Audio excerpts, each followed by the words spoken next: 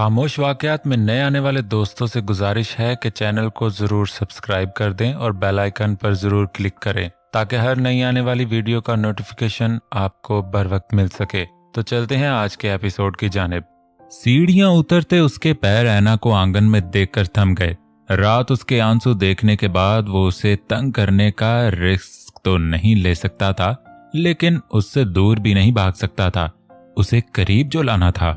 Good morning, उसके पास जाकर बोला। वो एकदम से पलटी उसे देखकर, फिर नजरें फेर लीं कि उसकी आंखों में देख के बात करना दुनिया का सबसे मुश्किल काम था। इतनी सुबह कहाँ जा रहे हैं? वो तकरीबन 10 बजे तक तो घर पर ही होता था, लेकिन आज 8 बजे तैयार होकर सामने था। क्यों नहीं जाऊं? बिना मुस्कुराए बोला, लेकिन आंखों में साफ शरारत झलक रही थी। ऐना ने पहलू बदला। काम है थोड़ा, तुम अभी स्कूल से ऑफ करके कुछ दिन घर पर ही रहना, उसने संजीदगी से कहा। ठीक है, ऐना ने सर हिलाकर बात मानी। और डॉक्टर से पूछ लेना कि कब आना है। ठीक है, अब भी बिना देखे मुख्तसर जवाब दिया। और अगर कुछ काम पड़े तो फोन करना मुझे। वो इस दफा धीरे से मुस्कुराया। ठीक है, वो अब भी अच्छे बच्चे जैसे बोली।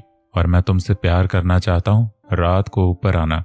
ठीक है, इस दफा भी उसने वही किया। फिर लफ्ज जब जहन तक पहुंचे तो बौखला के उसे देखा। थैंक्स एंड अल्लाह हाफिज, वो मुस्कुराहट दबाए संजीदगी से कहते गेट खोलकर बाहर निकल गया। और वो मुंह खोले उसकी पुश्त को देखती रह गई कि ये हुआ कैसे। उसने बॉक्स खोले, ड्रेस निकाला। रेड कलर की पैरों तक आती फ्रॉक, गले पर खूबसूरत नफीस सा काम था, जालीदार आस्तीन और मोतियों के बारीक वेस्ट बेल्ट के साथ उसकी मैचिंग ज्वेलरी और सैंडल भी साथ थी। शाहज़ेन ने ऐना को सबसे पहले इसी रंग में देखा था, शायद इसलिए उसने उसे रेड कलर गिफ्ट किया। उस नोट को पढ़ते हुए उसके होंठों पर एक खूबसूरत सी मुस्कुराहट फैल गई। चाहे जाने का एहसास कितना खूबसूरत होता है, ये उसे अब महसूस हो रहा था। राहील की हर पल मोहब्बत जताती आंखें, उसे अहमियत देता अंदाज, शिद्दत भरा लम्स। ऐना के दिल में पहली दफा नए एहसासों ने जन्म लिया। वो इतनी जल्दी उसकी मोहब्बत को महसूस करने लगी क्योंकि ये पहला कदम रखा था किसी ने उसके दिल में। उसके होंठ मुस्कुरा रहे थे, आंखें ख्वाब सजा रही थीं, लेकिन ये सिलसिला बस यहीं तक था। अब उन रंगों की जगह आंसू ने लेनी थी। मुस्कुराहट एक बार फिर से खोने वाली थी। रुखसार की तबीयत खराब थी और वो राहील के सीने से लगी मुसलसल रोए जा रही थी, चीखती जा रही थी कि मेरी अम्मी को बचाओ, उन्हें ठीक कर दो। लेकिन वो खुद को बेबस महसूस कर रहा था। इंसान दीवानगी की इंतहा पर सारी दुनिया से लड़ जाए, लेकिन किस्मत और खुदा से नहीं लड़ सकता। खुदा के फैसले पर हर मजबूत और जिद्दी इंसान को भी हारना पड़ता है। उस शहर के मशहूर डॉक्टर उनके इलाज कर रहे थे, लेकिन सबके चेहरे पर नाउम्मीदी थी। और इस दफा वो हॉस्पिटल गई तो वापस घर नहीं आई, बल्कि हमेशा के लिए उन्हें अलविदा कह गई। उसे लगा उसका दिल बिखर गया। अब यतीम होने का एहसास हुआ, जैसे सर से साया उठ गया और तपती धूप में सर झुलस रहा हो। आंखें जितना रो सकती थी रो कर चुप हो गईं, लेकिन दिल मुसलसल रोता रहा। जुबान पर खामोशी का ताला लग गया। वो अपना सब कुछ भूले 24 घंटे उसे संभालता उसका गम भुलाने की कोशिश कर रहा था। ऐसा कैसा हो सकता था कि ऐना को रोते देखकर उसे तकलीफ ना हो? मोहब्बत के रंग फीके पड़ गए थे और उदासी गहरी हो गई थी। शादाब होता चेहरा मुरझा गया था। खाना खा लो ऐना, उसका हाथ थामे बोला। उसने सर नफी में हिला दिया। कहते हैं अगर हम अपने अजीजों के जाने पर ऐसे रोते रहे तो उन्हें तकलीफ होती है। क्या तुम अपनी अम्मी को तकलीफ देना चाहती हो? उसने गालों पर फिसलते आंसू हथेली में जज़ब करते पूछा। ऐना ने उसे देखते सर नफी में हिला दिया। तो फिर रोना नहीं, बस दुआ करो उनके लिए। शाहज़ेन ने उसका सर सीने से लगाते हुए कहा। राहील, ऐसा लग रहा है सब खत्म हो गया, पूरी दुनिया खत्म हो गई। वो रोने लगी फिर से। उसका आखिरी सबसे अजीज रिश्ता उससे छिन गया था। उस तकलीफ को शाहज़ेन ने भी तो महसूस किया था। वो भी तो इसी तरह रोया था अपनी अम्मी के आगे। उसे लगा था उसे रोता देखकर वो वापस आ जाएंगी, लेकिन जाने वाले वापस कब आते हैं? जो वो आ जाती, और इस दिन के बाद से आज तक नहीं रोया था। बस गुस्सा करना आता था उसे। लेकिन वो लड़की थी, गुस्सा नहीं करती थी, बस रोती रहती थी। वक्त किसी के जाने से नहीं रुकता, जिंदगी अपनी रफ्तार से चलती रहती है। वो बैंक का नोटिस हाथ में लिए परेशान खड़ी थी। अम्मी को गुजरे 2 हफ्ते से ज्यादा हो गए थे और इतने दिनों में वो एक बार भी स्कूल नहीं गई थी। उसे बैंक से किस्त भरने के लिए नोटिस आया था जो पिछले महीने की थी। वो नहीं जानती थी कि उसे क्या करना है, कैसे पैसे भरने हैं, लेकिन उसे ये घर बचाना था किसी भी तरह। पटेल अंकल, क्या आप अभी घर आ सकते हैं? मुझे अपने झुमके बेचने थे। उसकी आवाज पर शाहजैन के कदम रुके और ध्यान उसकी तरफ लगा। जी हाँ, मुझे पैसों की जरूरत है। वो मुरझाए चेहरे के साथ खड़ी बात कर रही थी। 8,000।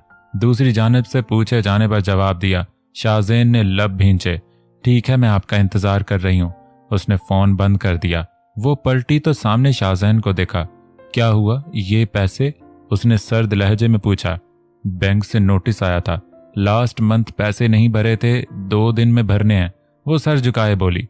तो अपनी चीजें बेचने की क्या जरूरत है ना, मुझे बताती ना तुम।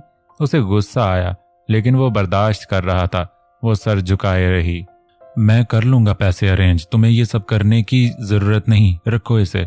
उसने सामने रखे वेलवेट बॉक्स की तरफ इशारा किया। कहां से? तुम यहाँ जॉब करने आए थे राहिल, क्योंकि तुम्हें पैसों की जरूरत थी। मेरी वजह से पिछले 2 हफ्तों से तुम घर से बाहर नहीं निकले। हॉस्पिटल के सारे बिल तुमने भरे, अब पैसे कहां से लाओगे तुम? ऐना ने उसे देकर धीमे लहजे में पूछा। टेंशन मत लो ऐना, हो जाएगा। वो अंदर से झुंझला गया लेकिन लहजे को नरम रखा। नहीं राहिल, ऑलरेडी बहुत परेशानी हो चुकी है तुम्हें, अब ऐसे गैरों जैसे क्यों बात कर रही हो मुझसे? ये सब करना मेरा ही काम है ना?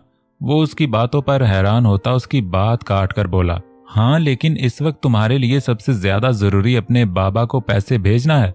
उन्होंने तुम्हें यहाँ इसीलिए भेजा था ताकि तुम उनका कर्ज चुका सको। प्लीज राहिल, मुझे गलत मत समझो। मैं इतनी खुदगर्ज नहीं बन सकती कि अपनी टेंशन में तुम्हारे प्रॉब्लम्स को इग्नोर कर दूं। पहले तुम अपने बाबा के पैसे अरेंज करके उनका कर्ज चुका दो, फिर जो करेंगे वो हम दोनों मिलकर करेंगे। उसने शाहजैन की बोलती बंद कर दी। उसका दिल चाह रहा था चीख दे कि नहीं है ऐसा कुछ। नहीं हूं मैं राहिल, पैसों का मोहताज नहीं हूं। लेकिन लब जैसे किसी ने सिल दिए थे। वो इस वक्त अपने अम्मी के गम में थी, उसे एक और गम नहीं दे सकता था। ठीक है, ये मुझे दो, मैं बेच दूंगा। उसने हाथ आगे बढ़ाकर कहा। नहीं, रहने दो, पटेल अंकल से कहा है आने को। उन्हीं से लिए थे सब गहने, उन्हें ही दे देती हूँ। यार प्लीज है ना, हर बात को रिपीट मत करवाया करो। दो इधर। पहली दफा वो इतने गुस्से से बोला था ऐना से। वो उसे देखती रह गई। फौरन वो बॉक्स उठा के उसके हाथ में रखा। ला रहा हूं मैं पैसे। वो सर्द मेहरी से देखता बाहर निकल गया। ऐना समझ नहीं पाई कि वो इतना झंझला क्यों गया। क्या वो इससे गुस्सा है? लेकिन गुस्सा तो उसे अपनी बेबसी पर आ रहा था। वो चाहता तो एक झटके में इस मुश्किल को खत्म कर सकता था, लेकिन इसके लिए जवाब देना पड़ता जो उसके पास नहीं था। उसने कुछ देर बाद 10,000 रुपए लाकर उसके हाथ में रखे। क्या कर रहा हूं मैं, क्या कर रहा हूं? वो उसके जाने के बाद दोनों हाथों में सर दिए बड़बड़ा रहा था। क्या करूं, कैसे बताऊं ऐना को, कैसे बताऊं कि? उसने सख्ती से आंखें बंद करके खोली। I hate my self. मैं कुछ नहीं कर पा रहा उसके लिए, उसे तसल्ली तक नहीं दे सकता। वो मेरे लिए परेशान हो रही है। कैसे बताऊं उसे कि मैं ही उसकी परेशानी की वजह हूं? एक झूठ के पीछे झूठ पर झूठ बोलता जा रहा हूं। कैसे नजरें मिलाऊं मैं ना तुमसे, क्या करूं मैं? मुसलसल बुड़बड़ाते हुए उसने अचानक ही हाथ टेबल पर मारा और किनारे से लगते ही कलाई से खून बहने लगा। एक आह में अपने दर्द को महसूस करके उसने हाथ पर नजरें जमा दी। क्या इस मामूली सी चोट से उसके अंदर का डर, बेचैनी, गिल्ट सब निकल सकता था? जो बात उसे पल पल तड़पा रही थी कि कहीं सच जानकर ऐना उससे नफरत ना करने लगे, वो तड़प क्या कम हो सकती है? हरगिज नहीं। उसने खुद को जवाब दिया। उसकी नजर टेबल पर रखी फाइल पर गई जो ऐना शायद रखना भूल गई थी। उसने फाइल उठाकर एक हाथ से उसके सफ़े पलटे और पढ़ने लगा। वो उसी लोन की एग्रीमेंट कॉपी थी जिसमें सब कुछ लिखा था। जैसे जैसे वो पढ़ता गया उसकी आंखें हैरत से फैलती गईं। 5 करोड़? उसने जेरे लब दोहराया। इतनी बड़ी रकम उसकी हैरत वाजिब थी। जुहेब ने 5 करोड़ का लोन क्यों लिया? वो फाइल से नजरें हटाकर जमीन को देखते हुए सोचने लगा। इतने पैसे इस घर में तो नहीं लगाए उसने। फिर उसने दिमाग पर जोर डाले अब तक की तमाम बातों को गौर से सोचा। उसे ये तो पता था कि ज़ुहैब ने बहुत बड़ा लोन लिया, लेकिन 5 करोड़ ये उसके वहमो गुमान में भी नहीं था। अब उसे समझ में आया कि रुखसार ने उसे क्यों कहा कि ऐना के लिए बहुत मुश्किल है इस घर को बचाना। वो भी जानती है कि इसकी जिंदगी गुजर जाएगी, फिर भी वो कोशिश कर रही है। लेकिन आखिर ज़ुहैब ने इतनी बड़ी रकम क्यों और किस बुनियाद पर ली, और इतनी बड़ी रकम लेने के लिए उसने रहन क्या दिया, क्यों? वो अच्छी तरह जानता था इतना बड़ा लोन किसी बहुत बड़ी प्रॉपर्टी के रहन पर ही मिल सकता है, और इस जमीन के बेस पर 5 करोड़ नामुमकिन। उसने मोबाइल जेब से निकालकर इस फाइल के हर पन्ने की तस्वीर ली और किसी पर नंबर भेजने के बाद फोन मिलाकर कान से लगाया। Yes sir. दूसरी जानिब से पीए की आवाज आई। मैंने तुम्हें एक बैंक लोन की एग्रीमेंट कॉपी भेजी है, मुझे इसकी सारी डिटेल चाहिए। वो लोन किसके नाम से लिया गया है, नोमैनी कौन है और किस बेस पर इतना बड़ा लोन दिया गया, सब कुछ आज के आज बताओ मुझे। उसने अपनी बात खत्म करके फोन बंद किया और पेशानी सहलाने लगा। हैरत तो उसे ऐना पर भी हो रही थी। वो लड़की एक छोटी सी जॉब के भरोसे पर इतनी बड़ी रकम चुकाने का दावा कर रही थी। क्या वो ये कर सकती थी?